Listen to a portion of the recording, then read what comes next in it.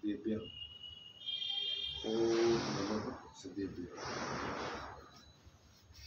मंगलम भगवान वीरो मंगलम गौतमोनि मंगलम कुंद कुंदाद्यो जैन धर्मोस्तु मंगलम सर्वमंगल मांगल्यम सर्वकल्याणकारकम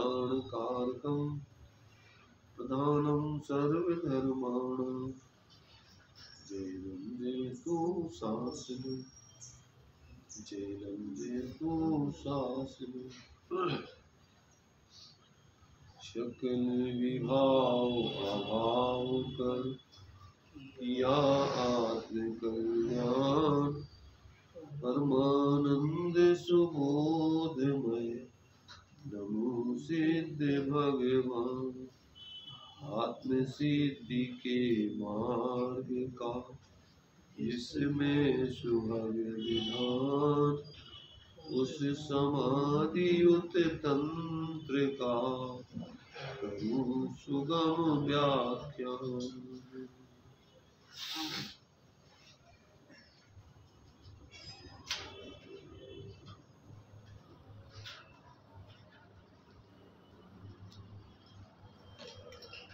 चर्चा अपनी समाधि सदा के ये समाधि सदा या समाधि तंत्र इसके दोनों नाम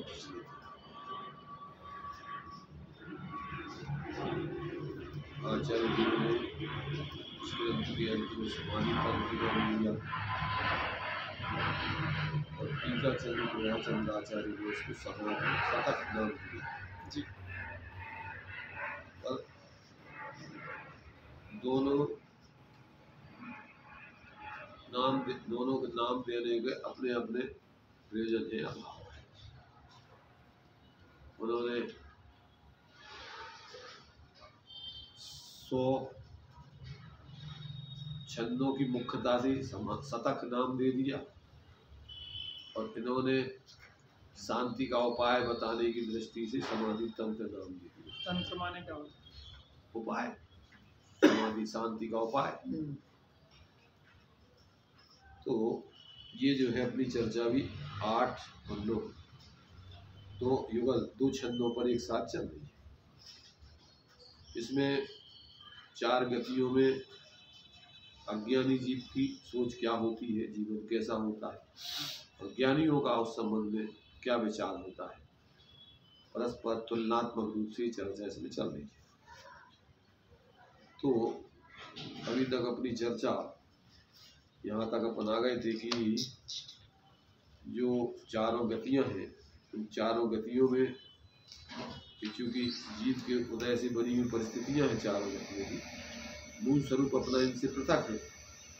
तो जो लोग इस मूल स्वरूप को ना समझ करके अपने और इन गति रूप ही अपने को मान लेते हैं, उनके जीवन में संकट ही संकट चलते रहते हैं। उनका जीवन आकुलतामय दुखमय 24 घंटे जो है वो बहिर्मुखता से और अपने वर्तमान पर्याय की सार संभाल में इससे संबंधित कार्यों में ही जो जिंदगी व्यतीत करते हैं। तो चूँकि ये पर्याय तो स्वांग है और वो स्वांग ज़्यादा देर रहता नहीं, वो स्वांग बदलता रहता है और एक दिन नाशविक होता है। माने एक रूप रहते हुए उसमें परिवर्तन होते रहते हैं और फिर वो पूरा स्वांग बदल करके फिर अन्य गति में भी जाना पड़ता है। इसलिए जीव फिर अगर इस वर्तमान इस स्वांग में ही अपना कर लेता है तो फिर बहुत वो परेशान होता है, आकुलित होता है, निरंतर संकल्प विकल्पों में जीता है, चिंताओं में जीता है। और जब वो अपना असली मूल स्वरूप समझ लेता है तो फिर अपना मूल स्वरूप तो शांत निराकुल है, शाश्वत है, आनंदमय है, वहाँ तो कोई समस्या है ही नहीं। फिर उसका स्वांग खत्म हो जाता है और ओरिजिनल जीवन प्रकट होकर के साथ ही अनंत काल तक के लिए सुखी हो जाता है। तो इसमें अपन को इस बात को स्पष्ट करते हुए आचार्य देव दोनों बातों को यहाँ स्पष्ट कर रहे हैं। तो जिसमें जो लोग अगर अपनी बहिरात्म दृष्टि को त्याग कर अंतरात्म दृष्टि बना करके और अपना यथार्थ जीवन जिए ऐसा अपन को जो है ये समझना चाहिए। अभी यहाँ पर अपनी जो है ये अपूर्व कार्य करने की प्रेरणा इसमें, अभी तो इसमें जो है मूल भूल पर भूल के पुल बना देने से कोई काम नहीं चलता है।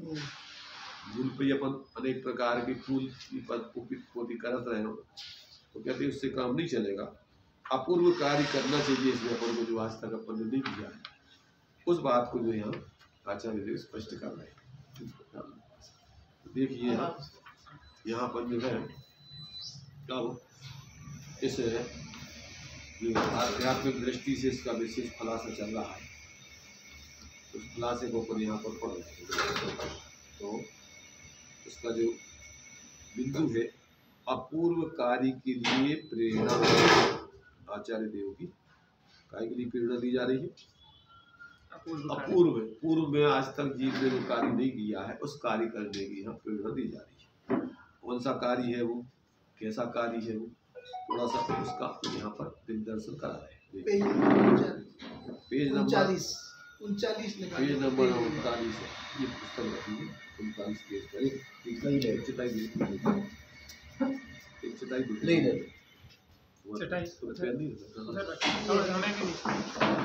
वहाँ रखी हुई चटाई। अपूर्व कार्य के लिए प्रेरणा। भैया सभा सोसाइटी में इज्जत पाने की, गोष्ठी में अपने आप की पोजीशन बढ़ाने आदि में जैसा श्रम किया जाता है, हित माना जाता है। 39 पेज पर ऊपर का ही पॉइंट चल रहा है, जहाँ 50 काम कर डाले। सबसे ऊपर का कार्य है अपूर्व कार्य के लिए प्रेरणा। 39 पेज ऊपर का ही पॉइंट है वो, 39 पेज पर सबसे ऊपर मोटी हेडिंग दी है अपूर्व कार्य के लिए प्रेरणा। उधर ही जो आप खोल के दिया मैंने आपको, ऊपर ही है, इस तरफ बताइए, इस तरह। हाँ, ऊपर का सबसे ऊपर ही अपूर्व कार्य के लिए प्रेरणा। भैया सभा सोसाइटियों में इज्जत पाने की, गोष्ठी में आप वो कर लेंगे।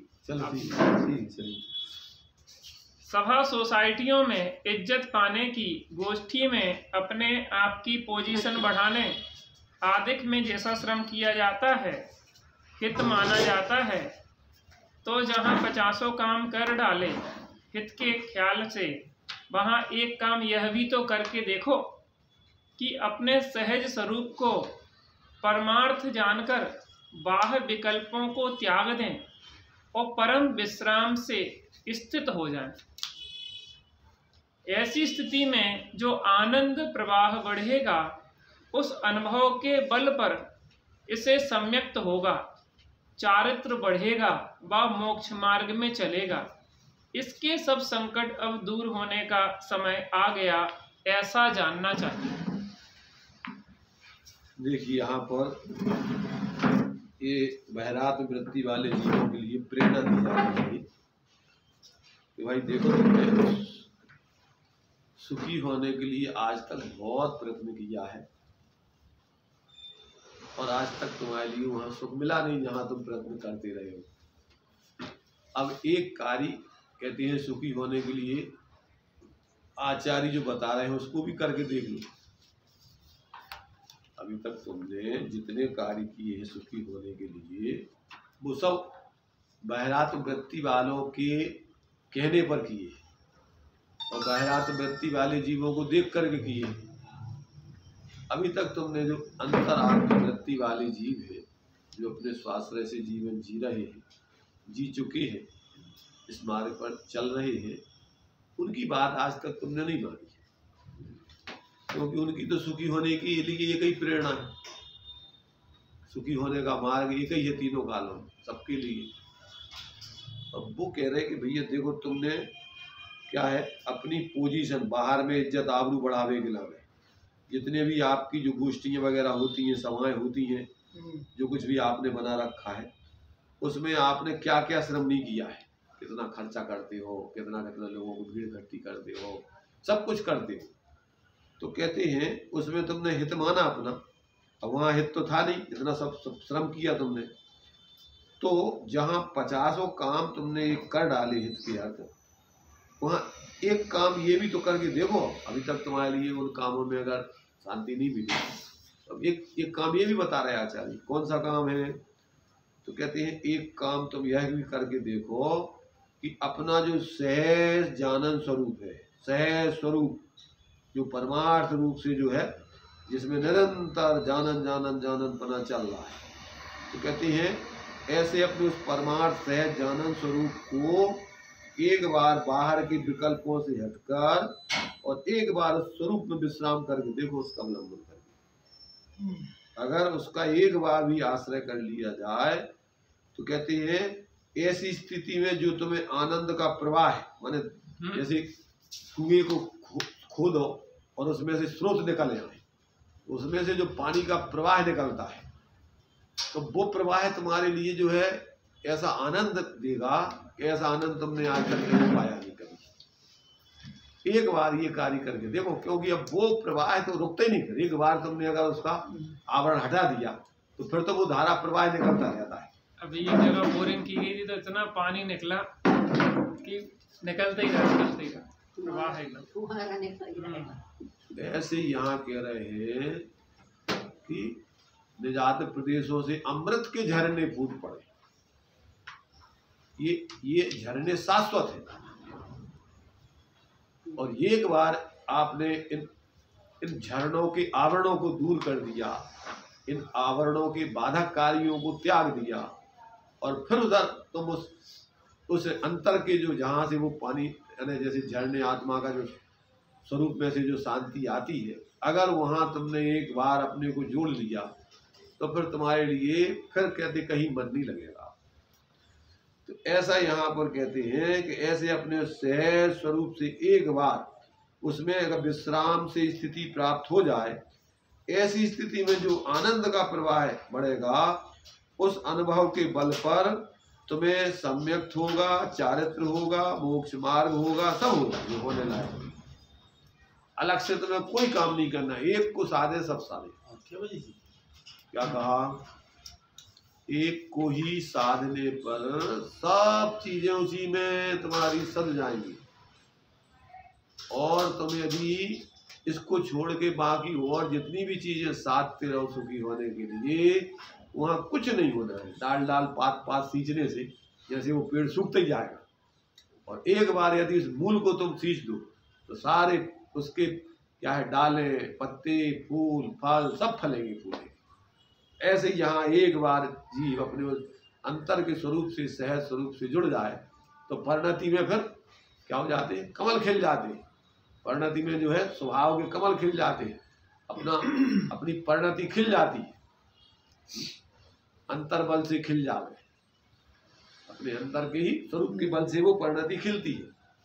तो ये बात यहाँ पर ये कह रहे हैं कि भैया एक बार ये कार्य भी करके देखो, और ऐसे जो ऐसा एक बार अवलंबन करेगा उसके सर्व संकट दूर हो जाएंगे, उसके लिए किसी से पूछने की जरूरत नहीं पड़ेगी। तो ऐसा जो है कहते आज तक जो कार्य तुमने नहीं किया है, ऐसा अपूर्व कार्य एक बार इसको करके देखो, और फिर तुम बताना कि भैया अभी तक तुमने जो कार्य किए थे और इस कार्य में कितना अंतर है, इन दोनों में धरती आसमान का अंतर है। एक नीचे और एक ऊपर, धरती नीचे और आसमान ऊपर। ऐसे ही एक सारे कार्य संसार में बहिर्मुक्ता वाले मोह वाले, और एक कार्य अंतर्मुक्ता का निर्मोही बनेगा। दोनों बिल्कुल विपरीत है, एक मोह का मार्ग है, एक मोक्ष का मार्ग है। एक में मोह क्षय होता है और एक में मोह बढ़ता है। तो ये जो है यहाँ मोक्ष का मार्ग अंतर के आश्रय से होता है, बाहर में इधर उधर भटकते फिरने से, बाहर में खोजते रहने से कुछ नहीं होता। अब ऐसा ये कार्य जो कर लेगा तो वास्तव में उसकी सब समस्याएं समाप्त हो जाएंगी। अभी अपने लिए जो बहिरात्मपने की वृत्ति की कुछ चीजें बता दी थी, अब बहिरात्म वृत्ति की चीजों में कुछ चीजें और रह गई थी। तो कहते अब बहिरात्मपना जीव जो धारण करता है वो क्या क्या करता है, कैसा जीता है, अब उस बहिरात्म वृत्ति का भी थोड़ा दिग्दर्शन कैसा प्रदर्शन करता है। हाँ, माने तुम्हें प्रदर्शन तो तुम्हें बता रहे कि वो कैसा जीता है, वो उसके तो जीवन जीने की पद्धति है। वो किसी को दिखाने के लिए नहीं है, वो तो जीने उसका जीवन है। ये तो तुम्हें दिखा रहा है उसका प्रदर्शन कि वो किस तरीके का जीवन जीता है। तो बहिरात्म वृत्ति का प्रदर्शन बहिरात्म वृत्ति प्रदर्शन। यहाँ बहिरात्माओं की वृत्ति दिखाई जा रही है तुम्हें कि वे यह करते क्या हैं। अपन कहते क्या करते हैं समझ में नहीं आ रहा। भाई ज्ञानियों को बहरात बने की वृत्ति वालों को देख कर ये करते क्या है, इनको अपनी समझ बुद्धि में नहीं आता। क्या कर रहे हैं, धर्म के नाम पर कितना पागलपन कर रहे हैं। करोड़ों अरबों लोग जो है क्या क्या काय में लगे, धर्म के नाम पे नदियों में कूद रहे हैं, क्या क्या कर रहे हैं, आग जला रहे हैं, भोजन बना रहे हैं, रात दिन वही में पापों में हिंसाओं में काम लग रहा है। क्या है, मुझे तो पहली बार मालूम पड़ा कि मांस भक्षी भी होते हैं। शमशान में कच्चा मांस, वो जो है अल्फा का मांस खाते हैं। अरे हम तो ये कह रहे हैं, तुम्हें पहली बार मालूम पड़ा, तुम्हें ये नहीं पता कि देवी देवताओं के लिए बलि चल रही है, तो मांस भी देवी देवता खाते हैं क्या? किनको चढ़ाया, किनको है वो मांस? शराब मांस ये किसको है? देवी देवताओं, साधु लोग। साधु अरे हम ये कह रहे हैं ये सब साधु धर्मात्मा है। हम ये कह रहे हैं ये धर्म, ये जितने भी जो भगवान के धर्म के नाम पर ही तो करते हैं। वे भी धर्मात्मा हो, ये भी धर्मात्मा, सब धर्मात्मा ही क्यों आएंगे? भैया देखो, आप जितना भी बाहर में चले जाओगे वहां तो ऐसी मिथ्यात किसे कहते हैं, घोर विपरीतता का जब भाव अंदर में आता है तो धर्म से अत्यंत विपरीत होते, अहिंसा से अत्यंत विपरीत पूरी हिंसा धर्म, उल्टा पूरा। इधर अहिंसा रूप धरा में तो पूरा हिंसा रूप धरा। इसलिए ये तो मिथ्या माने मिथ्यात्व का स्वरूप ही ऐसा कि उसमें उल्टी उल्टी प्रक्रियाएं करेंगे, वो बिल्कुल विपरीत वृत्ति कर देगा। इसलिए यहाँ पर जो है अपन को ये बता रहे भैया, ये बहिरात्मपने की वृत्ति को छोड़ो, कहाँ के पागलपन में रह जाए। यहाँ बहिरात्माओं की वृत्ति दिखाई जा रही है कि वे यह करते क्या हैं। जिस देह में पहुँचा, जिस भाव के शरीर में पहुँचा, उस भाव के शरीर रूप ही यह अपने को मानने लगता है, और ऐसा मानने पर इस पर सर्व संकट छा जाते हैं। अब बहिरात्माओं की प्रवृत्ति में और आगे जो शेष रहा है, इसी प्रकार से उसे कहेंगे। मतलब ये समझो आप, अपन को अपराध की सजा में शरीर कारागृह मिला है, तन कारागृह, और कोई पागल जेलों में अपन को एक जेल से दूसरी जेल में उसको भेजा जाए, ज्यादा खूंखार जो कैदी मैंने अपराधी होता है तो उसको बदलते रहते हैं जेलों में, क्योंकि वहां भी खुरापात करता है। तो ये देखो आपके जिस शरीर में जाता है उस शरीर को अपना मान के उस पर कब्जा करने लगता है, उसको नहीं छोड़ना चाहता। कैसी वृत्ति इस जीव की? अरे सोचो कि उन कैदियों की लारे जिस जेल में लिया जाएगा वहाँ घर है और वहीं पर कब्जा करके बस अपने हिसाब से जीना चाहे। अरे तो वहां से उसको भगाएंगे कि क्या कर रहे हैं अपने, इसमें क्या कर रहे हैं? ये भी तो शरीर को अपने ही मान रहे। अब मैं भी नहीं, ये तो सबके लिए बताया जा रहा है, हम उनकी बात नहीं कर रहे, सब अपनी बातें चल रही है सब, कि जो अपनी तो दिग्दर्शन तो सबके लिए करा रहे हैं। तो आचार्य लोग वे कह रहे हैं कि ये पागलपन की वृत्ति करते क्या है, तो अब उसमें समझोगे ना, हम उसमें है शामिल के नहीं। अब आगे देखिए, जो अपन को रह गया था नरक और आगे का जो थोड़ा सा खुलासा करने के लिए 4 गति का स्वरूप बता रहे थे। मनुष्य गति, अपने लिए मनुष्य गति आदि का थोड़ा सा दिग्दर्शन करा दिया था। नारकत्व व्यामोह, पर्याय व्यामोही अज्ञानी पुरुष जिस पर्याय में पहुंचता है उस पर्याय को आत्म रूप से मानता है। जब यह नारकी के शरीर में पहुंचता है तो नारक देह में रहने वाले अपने आत्मा को यह नारकी मानता है। नारकी जीव नीचे 7 पृथ्वियों में रहा करते हैं, और उन पृथ्वियों के मध्य में हजारों लाखों मील के लंबे चौड़े बिल हैं। जिस जमीन पर हम आप रहते हैं यह एक पृथ्वी है। इस पृथ्वी के नीचे 3 हिस्से हैं, तो ऊपर के हिस्से में भवनवासी और व्यंतर देव रहते हैं, तीसरे में नारकी रहते हैं। ऊपर के 2 हिस्सों में हाँ, भवनवासी नारकी व्यंतर रहते हैं, तीसरे में नारकी रहते हैं। उसके नीचे कुछ आकाश छोड़कर एक पृथ्वी और लग गई है, उसमें दूसरे नरक के नारकी रहते हैं। फिर उससे नीचे कुछ आकाश छोड़कर तीसरी पृथ्वी है, उसमें चौथा नरक है। फिर कुछ आकाश छोड़कर चौथी पृथ्वी है, उसमें चौथा नरक है। फिर कुछ आकाश छोड़कर 5वीं पृथ्वी है और उसमें 5वां नरक है। और फिर कुछ नीचे कुछ आकाश छोड़कर छठी पृथ्वी है, उसमें छठा नरक है। फिर कुछ आकाश छोड़कर सातवीं पृथ्वी है, उसमें सातवें नारकी है। मतलब ये जो जीव घोर पाप करते हैं, ऐसे जीवों को रहने के लिए, जैसे यहाँ पर जेलें अलग अलग बनाई जाती हैं अपराधियों की, भूखार जेल वालों को तिहाड़ जेल, अलग अलग जेलें हैं, उनकी ऐसी जाति की सुरक्षा होती है, उसी जाति की उनको सजा दी जाती है। पहले जो है काले पानी की सजा दी जाती थी। काला पानी माने अंडमान निकोबार में क्या होता था काला पानी माने क्या?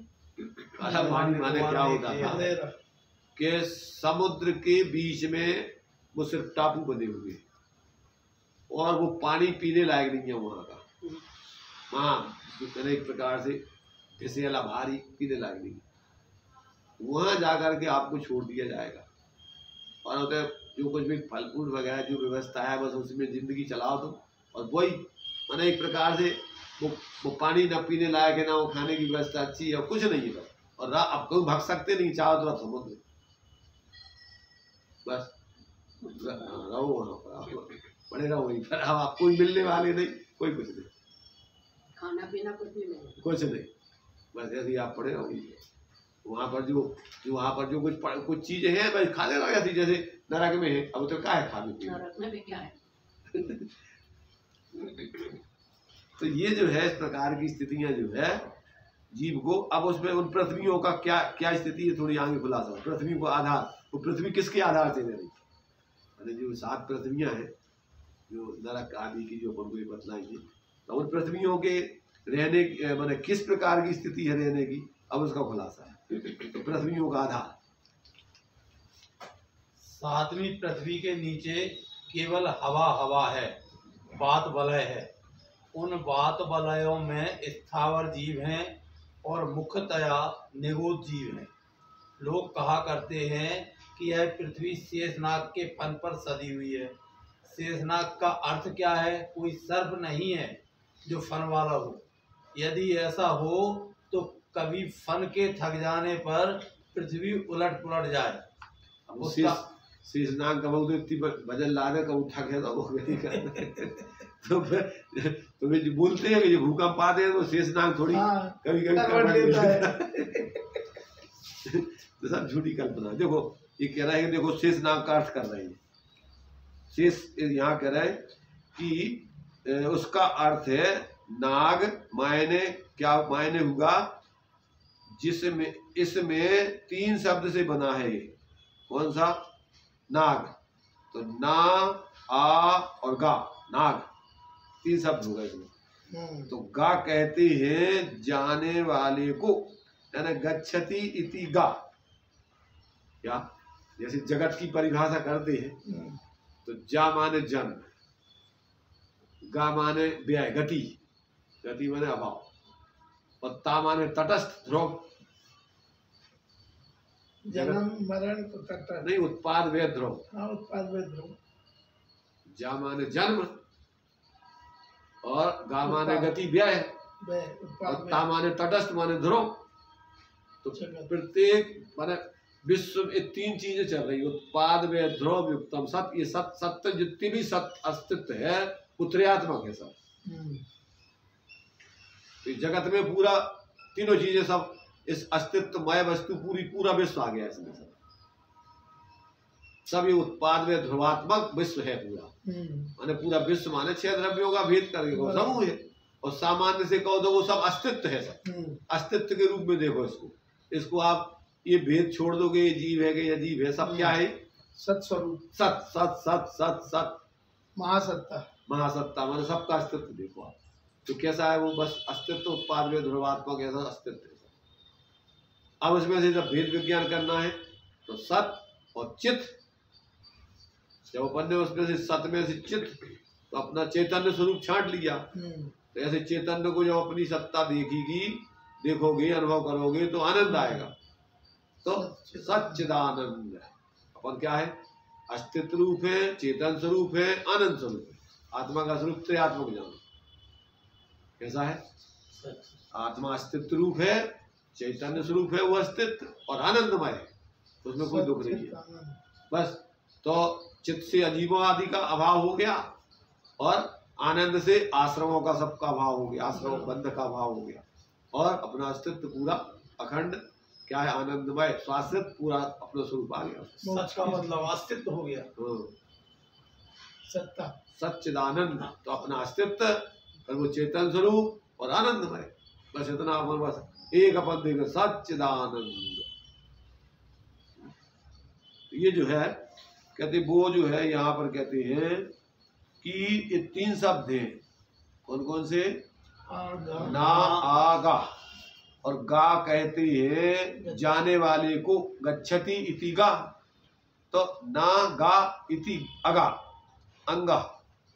तो क्या कह रहे हैं यहाँ पर? ना जिस जो नहीं जाता है वो कहलाता है अंग, आगति, जिसमें गति नहीं होती वो अगति, अगति। तो जो ना जाए उसे क्या कहते हैं? अग कहते हैं। और जो ना जाए वह है पर्वत, पर्वत अटल रहते हैं। तो अचल चीज जो स्थिर रहे और ना अंगहा इति नागहा, तो जो स्थिर ना हो उसे नाग कहते हैं। तो नाग कहो या गा कहो उसका अर्थ है जो स्थिर ना रहे सदा चलित रहे उसे नाग कहते हैं।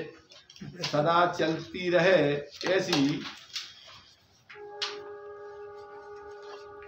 ऐसी चीज वो कहलाती हवा। हवा कैसी होती है?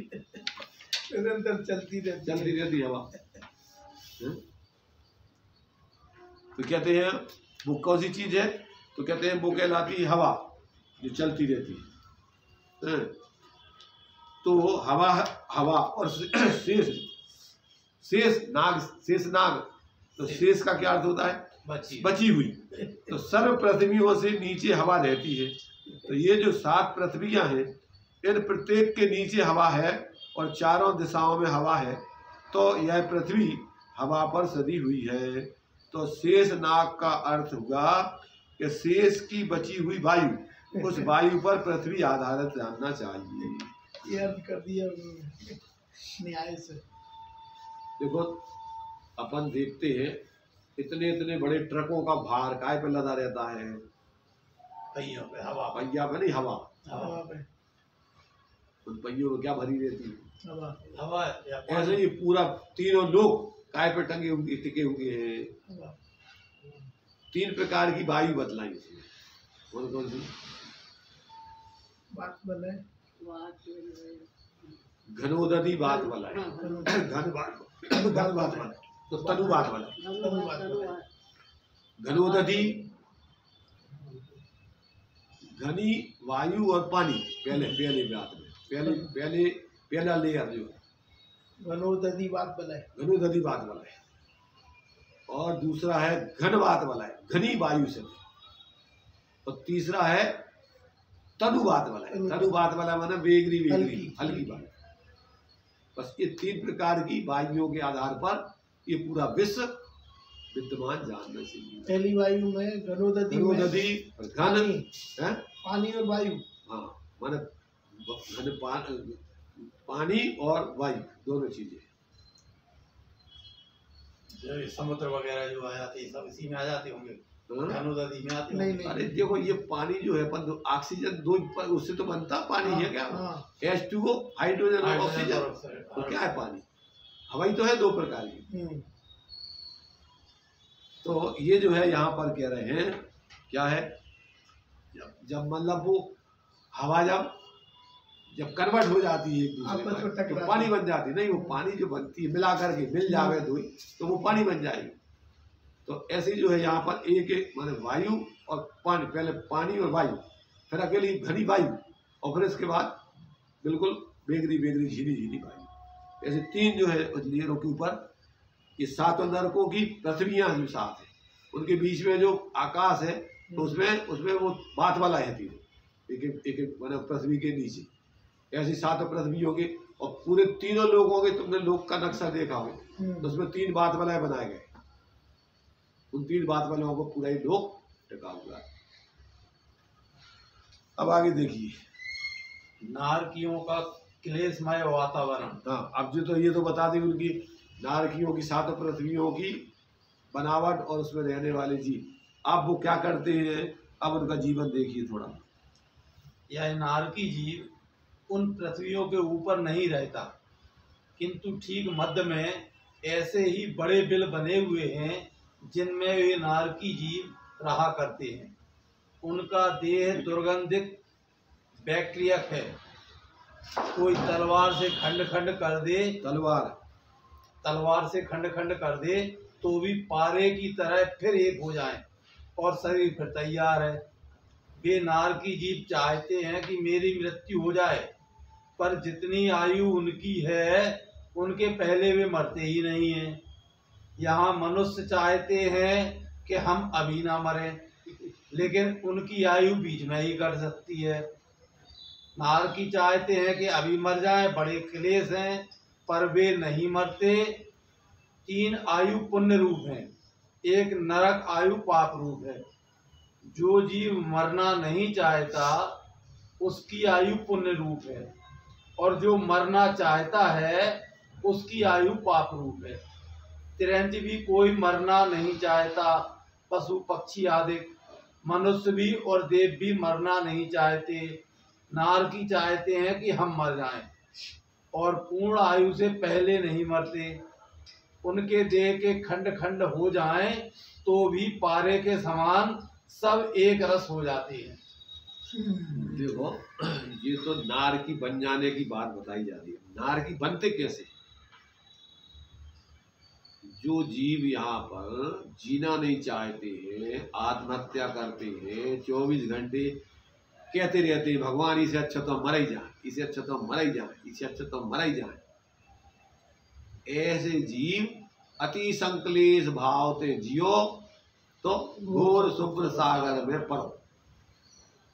जब पहले यहाँ तुम नारकी बन करके जियोगे तभी तो आयु बंद होगी, तुम्हें नरक की परिणामों से तो बनती है। तो यहाँ तुम 24 घंटे संक्लेशित परिणामों में रहो, रात दिन संक्लेश करते रहो। रात दिन क्या है, किसी आप बचाया हो, रात दिन जो अच्छा नहीं है वो अच्छा नहीं है, जो असंतुष्ट बने रहो। तो वहाँ ऐसी में तुम्हारे लिए परिणामों की संक्लिष्टता में तीव्र पाप का बंध होता है। मन विचार करो कि अपन 24 घंटा कौन सा जीवन जीते हैं। देखो, अपन को सिद्धांत में सब प्रकार से आपको कर्मों के बंद करने वाले परिणामों की जानकारी दी। 4 गतियाँ कैसी बनती है, नरक आयु आदि कैसी बनती है, और जितने कर्म है वो कैसे बनते हैं, उन सब का अपने लिए एक एक हिसाब किताब पूरा दिया हुआ करना भी। तो 4 गतियों में जाने वाले जीवों के परिणाम बताए। बहुआरम परिग्रहत्वम नारगस्याउता। बहुत संकल्प विकल्प करता रहता है, बहुत संकल्प विकल्प। देखो, बाहर के आरंभ सारंभ है में तो अलग ही है, पर जो अंतर में तुम्हारे लिए बाहर में कर पा रहे कि नहीं पा रहे, अंदर में बहुत उठापटक की भाव रहती है, बहुत आरंभ सारंभ करने की भाव रहती है, संतुष्ट रहता है, इसलिए बहुत करने की। हाँ, बस ये है कि उसको संतुष्टि नहीं होती है, बहुत बहुत ऐसा हो जाए, ऐसा हो जाए, ऐसा रात दिन उसके लिए असंतुष्टि बनी रहती है। ये बहुआरंभ परिग्रह के भाव है तुम्हारे,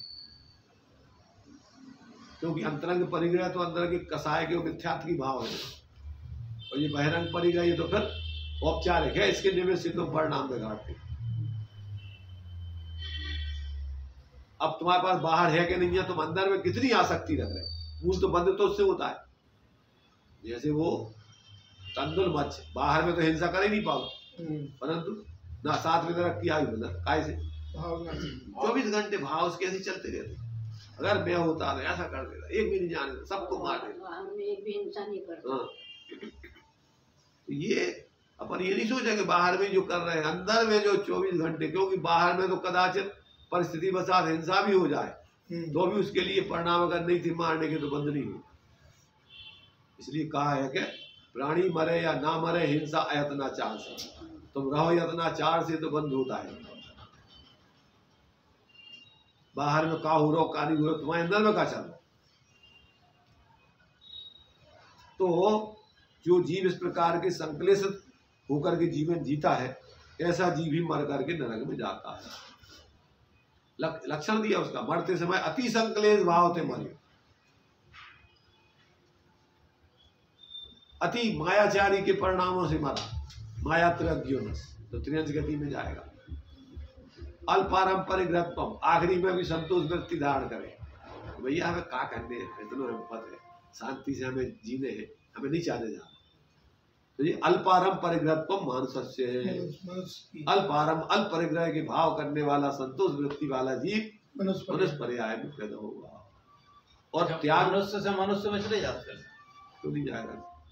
देखो मनुष्य और त्रियंश गति ऐसी है कि इनसे चारों गति में जा सकते, नरक और देव गति ऐसी है कि इसमें चारों गति में नहीं, दो गति में जा सकते सब। नरक से निकला हुआ जीव या तो मनुष्य बन सकता है या त्रियंश बन सकता है, न देव बन सकता है न नारकी बन सकता है। और देव पर्याय वाला जीव न नरक में जा सकता है न देव बन सकता है, वो त्रियंश गति और मनुष्य गति में आ सकता है। और मनुष्य के सामने एक और गति है कि वो पंचम गति में भी जा सकता है। आज भी गति खुली है मनुष्य के लिए। मोक्ष का दरवाजा सिर्फ मनुष्य के लिए, मार्ग तो चारों गति में है, पर मोक्ष में जाने का डायरेक्ट जो अपने लिए व्यवस्था है वो सिर्फ मनुष्य पर्याय है। वो भूमि नहीं, कर्म भूमि। तो ये जो है अपन को देखें, अपन 24 घंटे अपने परिणामों को, अपने परिणाम कहाँ रहते हैं, जहाँ तुम्हारे परिणाम वही तुम्हारा जीवन। क्यों कि सब जीवन तुम्हारा परिणामों से चलता है, बंध मोक्ष परिणामन ही से, ऐसा कहे श्री जनवाणी। क्या कहा, जीव का संसार और मोक्ष, और संसार मार्ग और मोक्ष मार्ग कैसे है, परिणामों से। देखें अपन अपने परिणामों में अपन कहाँ लक्ष्य करके जी रहे हैं। बहिर्मुक्ता का लक्ष्य है कि अंतर्मुक्ता का लक्ष्य है। स्वाश्रय के जीवन जीने की भावना और प्रयत्न है कि पराश्रय का जीवन है। 24 घंटे पर कई लक्ष्य रख करके अपन रात दिन कल्पनाएं करते रहते कि पर से हट करके अपने स्वरूप का अपन बोध करके और उसकी आराधना करते। ये देखें तो इस प्रकार ये नारकियों का जीवन 24 घंटे क्लेशमय होता है, आपस में लड़ते झगड़ते रहते हैं। एक छूट वहां पर इतनी है कि वहां पर भी जीव सम्यक प्राप्त करके और ये सब इस प्रपंचों से अपनी वृत्ति को हटा सकता है, दृष्टि बदल सकता है। अगर उसको याद आ जाए, समझ में आ जाए, अरे अपन ने पहले नहीं माना और ऐसी गलती से अपन यहाँ आए और अपने लिए ये उपदेश दिया था कि भैया तुम्हारा ये बाहर में कुछ नहीं है, तुम इनके पीछे क्यों लगे हुए हो 24 घंटे, तो वहां पर भी अपनी दृष्टि बदल के और वो अंदर में अपना स्वरूप तो ऐसा शाश्वत शांत है, निराकुल है, आनंदमय, उधर वो अपनी दृष्टि कर सकता है। पूर्ण लीनता तो वह नहीं हो सकती, बस दृष्टि करके थोड़ी सी अनंतानंदी जन कसाय का भाव करके उतना आनंद वहां रह सकता है। और कब कि जब उसको पहले तत्व ज्ञान हो अथवा कोई उपदेश, वहां तीसरे नरक तक उपदेश मिल सकता है। इस प्रकार से ये नारकियों के क्लेशमय वातावरण, वहाँ का सारा वातावरण, वहाँ की पृथ्वी, वहाँ के शरीर, वहाँ की बोलचाल, वहाँ सब क्लेशमय है, वातावरण पूरा वातावरण दुखमय है। पर्यावरण वहाँ का पूरा कैसा है, दुखमय पर्यावरण है, मतलब कोई सुख का, कोई कहीं किसी प्रकार का कोई अपने लिए देखने के लिए स्थान नहीं है। नारकियों की अशुभ विक्रिया। नारकी जीवों का शरीर दुर्गंधित होता है, विक्रिया भी होती है। वे सुंदर रूपवान अपने शरीर की विक्रिया नहीं कर सकते, खोटा करेंगे, निकले दांत, उठी हुई सींग, जैसी कि आप चित्रों में देखा करते हैं, ऐसी कठिन विक्रिया उनकी होती है। उन्हें करों चाहिए हो कि किसी के 2 टुकड़े कर दें तो हाथ में करवत बन जाते हैं। जो हथियार चाहिए हो, छुरी, तलवार, सब उनके अंग बन जाते हैं। उनमें विक्रिया है, मनुष्य में विक्रिया नहीं है। बहुत सी बातें तो मनुष्य की भी बन जाती हैं। अंजुल की ही कटोरी कलछुली बन गई। अंजुली में ये बंदे कुचली बना रहे मुट्ठी बांध लिया, मुगदर सा बन गया। थप्पड़ लगा दिया, वह प्रहारक बन गया। लोग अपन 10 चीजें बना डालते हैं, विक्रिया नहीं है, तिस पर भी नार की जीवों के तो वे नाना प्रकार के शस्त्र बना डालते हैं, ऐसी उनकी असुविक्रिया है। नार की जीवों के चैन नहीं है, रात दिन वहाँ है ही नहीं, अंधेरा ही अंधेरा है। ऐसे नारक देह में रहने वाला आत्मा अज्ञानवश अपने को समझता है कि मैं नार की हूँ। बस उस पर्याय में ही एकत्व बुद्धि करके अपने स्वरूप को बिल्कुल भूल के उसी में तन्मय हो। और अपन देखो कि जो नरक में जो प्रक्रिया उनके लिए घटित हुई है, तो पहले यहाँ उन्होंने दूसरों के ऊपर मारने के लिए, अगर हमारा बस चले तो आग लगा देंगे। अब वो प्रक्रिया वहां नरक में जाकर के तुम्हारी घटित हो गई। तो ऐसे कर्म बंद हुए, जब तुम्हारा शरीर पूरी आग बन जाएगा, जलाने की स्थिति बन जाएगी, कढ़ाई बन जाएगा, हाँ तलवार बन जाएगा। अब हम ऐसा काट दे हम गर्दन तुम्हारी जगह, ज्यादा तुमने कहा तो इतने तुमने जो ऐसे भाव किए तीव्रता वाले, उससे ऐसे पाप कर्मों का आश्रय बंद होता है कि जाकर के प्रभु जी उस प्रकार की स्थिति पैदा होता है। अब तुम नरक में नहीं है और भाव तुम्हारे नार की बनने के है।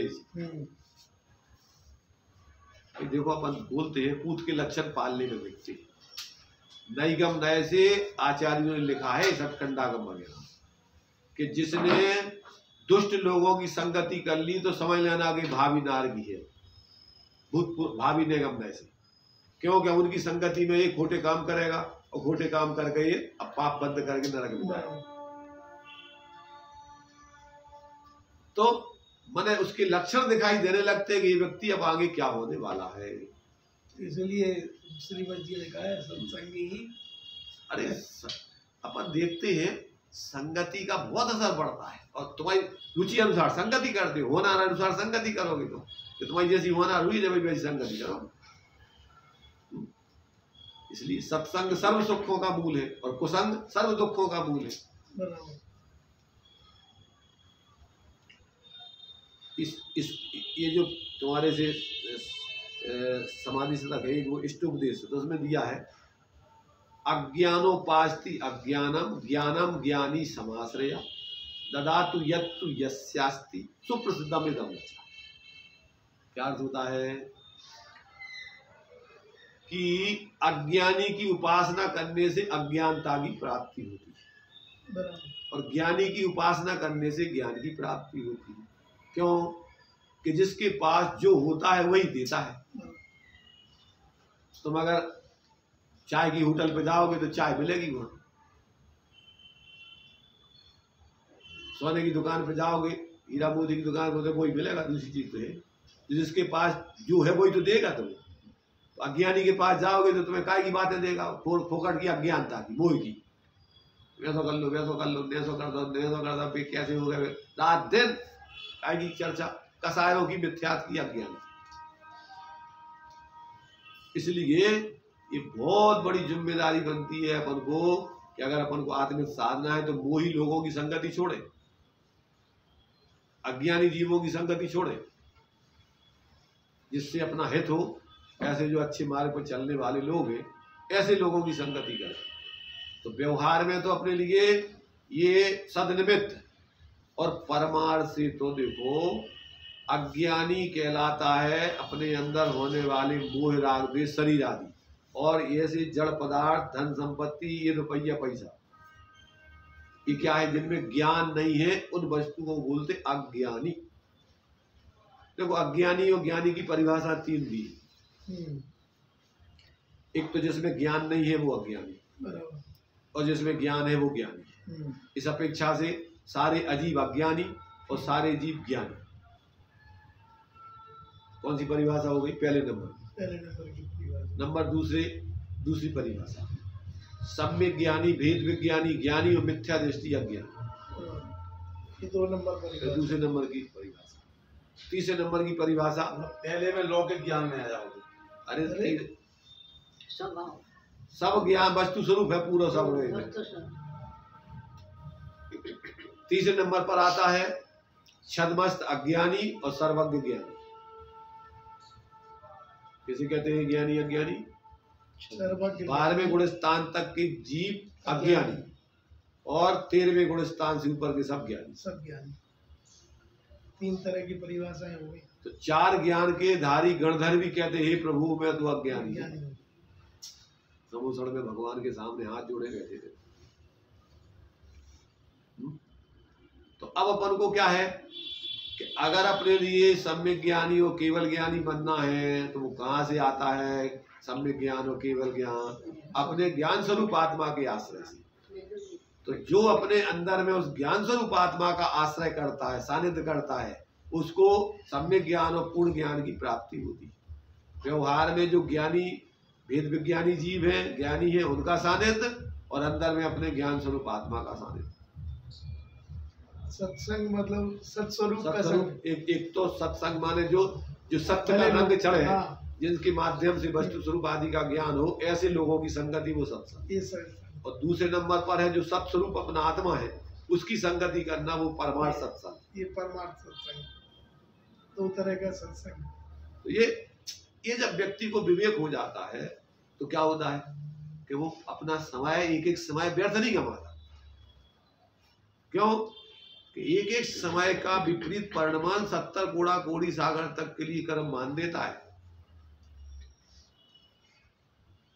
इसलिए बहुत सावधानी की जरूरत है। देखो एक दृष्टांत हमने पहले आप लोगों के उस दृष्टांत के बारे में चर्चा की होगी। वर्तमान में ये निहाल भाई ने एक पत्र लिखा था साधर्मियों को, आप लोगों ने पढ़ा हो, सुना हो शायद। तो उसमें क्या है कि उनके बच्चे की, बड़े लड़के की शादी थी। तो उन्होंने जो अपने मिलने वाले साधर्मी लोग थे उनके लिए पत्र डाल के जानकारी दी कि भाई देखो फलाने फलाने समय पर तिथि पर हमारे बच्चे की जो है यहाँ पर जो है शादी तय हुई है और वो इस प्रकार का कार्यक्रम, शादी का कार्यक्रम उतने समय पर होगा। और चूंकि ऐसे असत प्रसंग में हम आप लोगों के लिए आने के लिए तो किस मुँह से लिखे? क्या लिखा? असत प्रसंग, असत संग और असत प्रसंग। असत प्रसंग कहलाता है जिसमें मोह राग द्वेष की पूरी चर्चा, वातावरण, कार्यक्रम होते रहे, वो कहलाता असत प्रसंग। जैसे अपन विधान करते हैं, पूजन करते हैं आदि, तो ये सत प्रसंग अच्छे कार्य, अच्छे भावों को पैदा करने में निमित्त ऐसे कार्यक्रम। और जो मोह बढ़ाने वाले कार्यक्रम है असत प्रसंग। और हाँ, और जो मोही लोग हैं, पापी लोग हैं, मिथ्या दृष्टि है, उनका संग असत संग। और परमार्थ से अपने स्वरूप को छोड़ के बाकी पर द्रव्यों का संग करना, वो असत संग है। अपने एक अपने स्वरूप को छोड़ के बाकी किसी पर का संग करने लायक ही नहीं। तो ये जब व्यक्ति को विवेक होता है तो अपन अपना समय कहाँ लगा रहे हैं? समय तो उतना ही है, आयु निश्चित। अब उसका सदुपयोग दुरुपयोग तुम्हारे ऊपर है कि तुम उसका उपयोग दुरुपयोग कहाँ कर रहे हैं। सदुपयोग करना है कि दुरुपयोग करना है। अब ये शादी में आई है और ये उनकी यहाँ चल रही है, उनकी शादी का कार्यक्रम। अब इन्होंने कहा भैया देखो हम तुम्हारे कार्यक्रम में तो जाएंगे नहीं, हम तो अपने सत्संग में स्वाध्याय में जाके आ भी गए, नहीं भी आए। तो मतलब विवेक अपना विवेक कार्य करने चाहिए कि अपन अब किस तरीके से अपने इस सारी माने समस्याओं का समाधान करें कि जिससे काम का काम हो जाए और अपने परिणाम भी नहीं बिगड़े और अपना हित भी नहीं। अब आदमी क्या है, अरे साहब वो तो जाना तो पड़ेगा, फलाना तो हो, जाओ मरो, सही है, तो सब बैठे ही है, तुम्हारे लाने उलझावे सब वो ही जी। इसलिए बुद्धि यहाँ चाहिए क्या हुआ फिर लेटर लिखा उसके बाद? तो उन्होंने ये इतने में होगा ना कहा, उन्होंने ये लिखा कि भाई ये असत प्रसंग का कार्यक्रम है, यहाँ पर सब कार्यक्रम शादी में मोह की होना है। अभी आप जानो आना है कि नहीं आना, हमने तुम्हें जानकारी दे दी। अभी तुम्हारी जिम्मेदारी ही आना हो तो आओ, और तुम कहोगे कि तुमने शादी हो गई, जानकारी नहीं दी, हमने जानकारी भी दे दी और फिर तुमसे ये भी कह दिया कि तुम जानो आने के नहीं आने। आप जानो, आपके विवेक पे छोड़ दिए। जानकारी दे दी हमने, हमारे बेटे की शादी है। तो मतलब ये है कि अपन लोग क्या है विवेक पूर्वक प्रत्येक कार्य करें। इसलिए जितने भी साधक लोग होते हैं वे कभी किसी प्रकार का तुम्हारे लिए क्या नहीं करते हैं, आगे के लिए बंधन में नहीं पड़ते। मुक्त होने का काम ही बंधन में नहीं पड़ता है। कोई कहेगा भैया होता है देखेंगे, भैया देखेंगे, उस समय क्या स्थिति बनती। अब तुम कहो आएंगे तो क्या है कि व्यर्थ में संकल्प विकल्प परिणाम तुम्हारे खिलाफ होना चाहिए। आएंगे कह दिया, नहीं गए तो झूठ कहलाओगे। और माने जो तुम्हारे लगाव वाले हैं, नहीं कह दो तो बुरा मानेंगे, सल्ले खड़ी होगी। तो क्या कहना कि भैया देखेंगे उस समय क्या परिस्थिति बनती। इसका नाम है अनुभय वचन। देखो, दो प्रकार के वचन होते हैं खराब, और दो प्रकार के वचन होते हैं अच्छे। सत्य वचन और अनुभव वचन। भगवान जिनेंद्र की वाणी अनुभव रूप होती है, दिव्य ध्वनि है वो। अब वो जिसको जिस रूप में लेना है उस रूप में ले लो उसको। जैसे ध्वनि है तो ध्वनि को तुम ढाल लो, गलत चीजों में डाल दो तो गलत भाषा निकलने लगेगी उसमें से। अच्छी चीजों में डाल दो तो अच्छी हो जाएगी वो। चाकू है, अब चाकू को तुम्हें काय काम में लेना, कोई पेट फाड़ के मारने हैं तो उगे ले लो, और फाड़ करके उसको ऑपरेशन करके उसकी बीमारी दूर करने है तो उसमें ले लो काम में।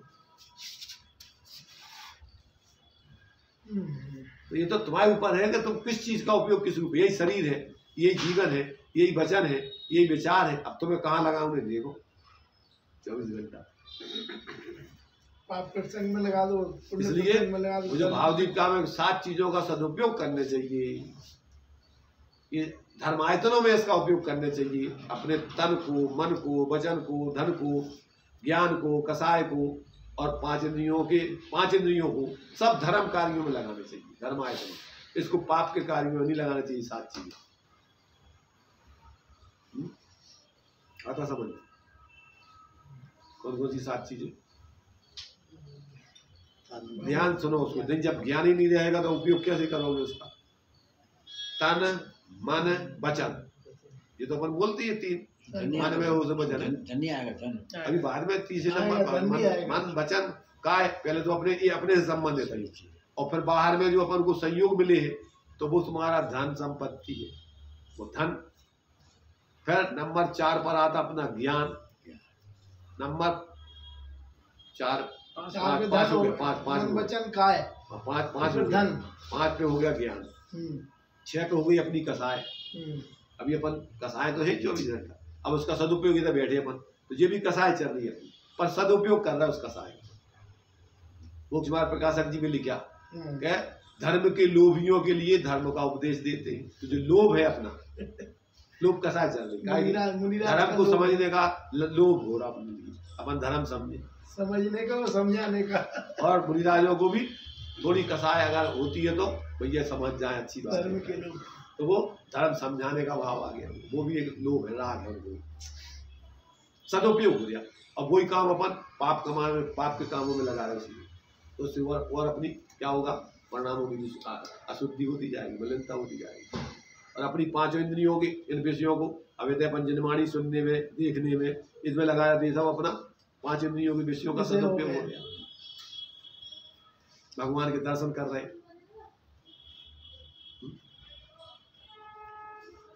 तो ये जो है अपन को ये सारी चीजें अपने ज्ञान में जब इस प्रकार से वस्तु स्वरूप समझ लेते हैं तो अपन 24 घंटे हर चीज अपनी उसका अपन आत्महित के कार्य में उसका उपयोग करते हैं। अनावश्यक रूप से अपना कुछ भी उसमें अपन नहीं लगाते, उसमें मध्यस्थ रहते हैं।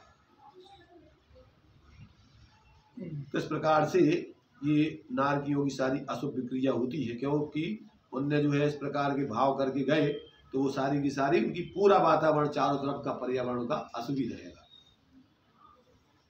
आगे देखिए कौन सा पढ़ना?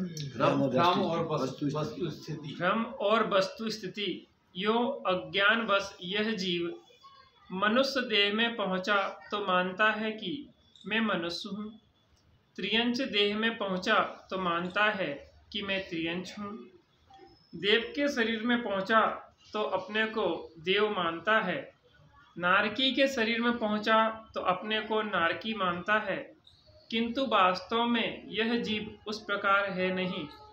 यह तो अनंत ज्ञान की शक्ति वाला, अपने आप के ज्ञान के द्वारा ही अनुभव में आ सकने योग्य, जिसका स्वरूप कभी भी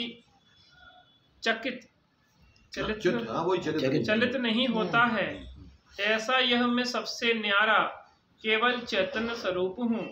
किंतु बहिरात्मा जीव इस स्वरूप के राज को भूल गया है और बाहर में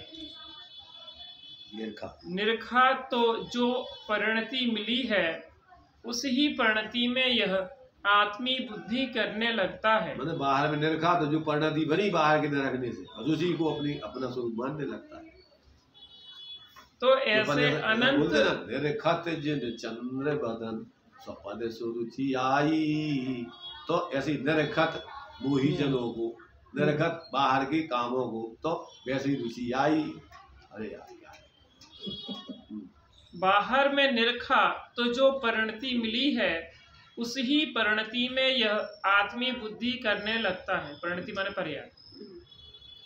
तो ऐसी अनंत शक्ति वाला स्वसंवेद्य अचल स्वभावान हूँ, ऐसा जो अपने में विश्वास रखता है और ऐसा ही दर्शन करता है, उस पुरुष को जगत के पदार्थों के परिणमन में व्यग्रता नहीं होती, क्योंकि वह समझता है कि मैं स्वसंवेद्य हूँ और अचल स्थिति वाला हूँ। इस प्रकार तो यह अपने देह में ममता बुद्धि करता है और बाहर में अनेक जीवों को देखता है, तो वहाँ क्या निर्णय करता है, इस संबंध में आचार्य देव कह रहे हैं। आगे के श्लोक से संबंधित है अब ये बात। अब ये कह रहे हैं, देखो, एक तो भ्रम की स्थिति है, सबसे बड़ा रोग है जीव को, भ्रम रोग। भ्रम माने जिस गति में जाता है उस गति रूप अपने को अनुभव करता है, और बाहर में जो कुछ भी देखता है उस रूप भी अपने को अनुभव करता है। जो कर्म के निमित्त से परिस्थिति बनी, आसमान जाति द्रव्य पर्याय, उसमें अपनापन कर लिया, और जो ज्ञान में बाहर की चीजें दिखाई दी उनमें अपना त्वमत्व कर लिया। ये इसकी भ्रम की दशा है। अब ये इसकी भ्रम रहित दशा, वस्तु स्थिति क्या है कि भैया तू ज्ञान स्वरूप है, अनंत ज्ञान का धारी है, शाश्वत पदार्थ है, अनादि अनंत रहने वाला है। यहाँ तेरा एक परमाणु मात्र भी है नहीं, कभी हुआ नहीं, होने की व्यवस्था नहीं, और जो ऐसे अपने स्वरूप को जानता है तो बाहर की परिस्थितियों में विचलित नहीं होता, प्रभावित नहीं होता।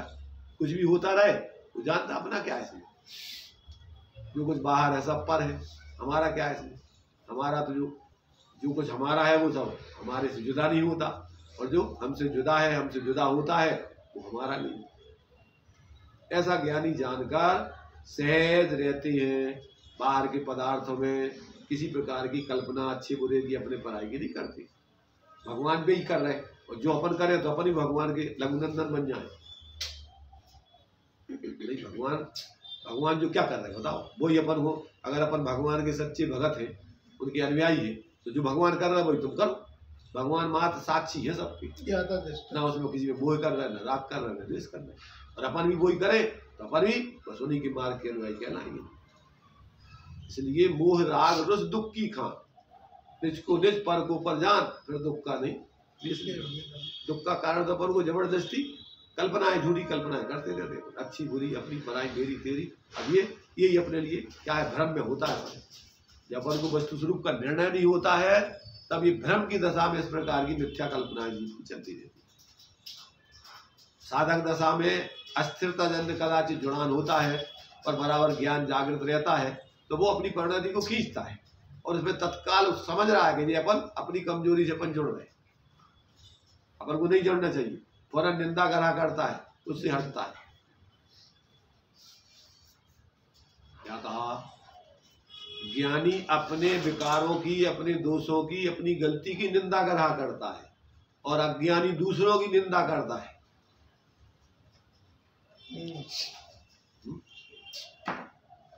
समझ में आ रहा है?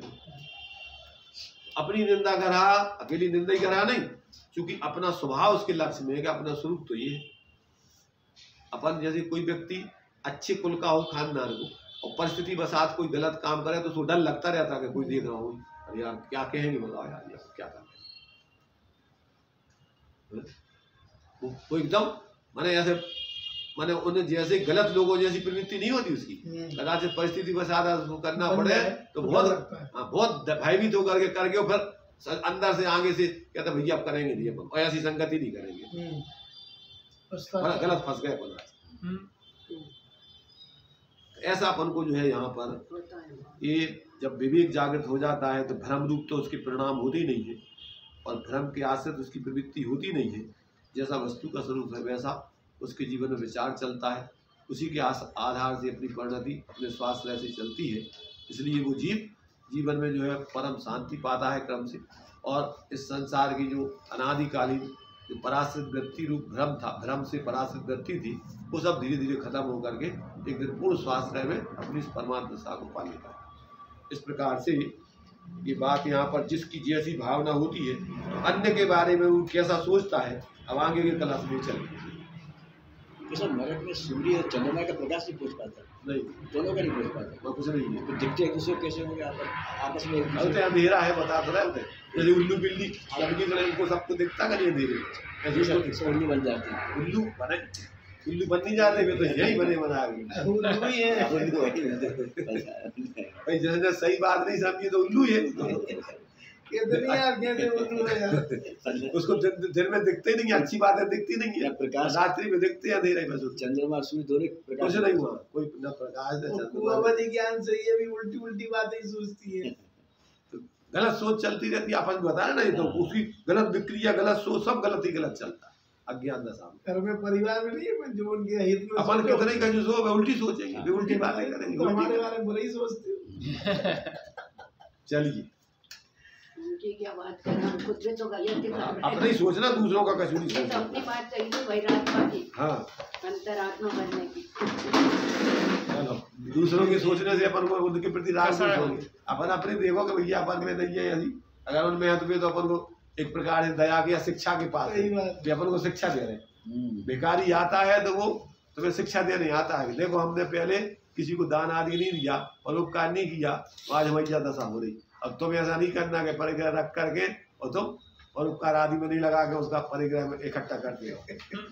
चलिए निचले धीरे मैं बताई, मैं अनंत अनंत उपकार है उसके लिए जिन्हें वाणी माँ को वंदना सतवार।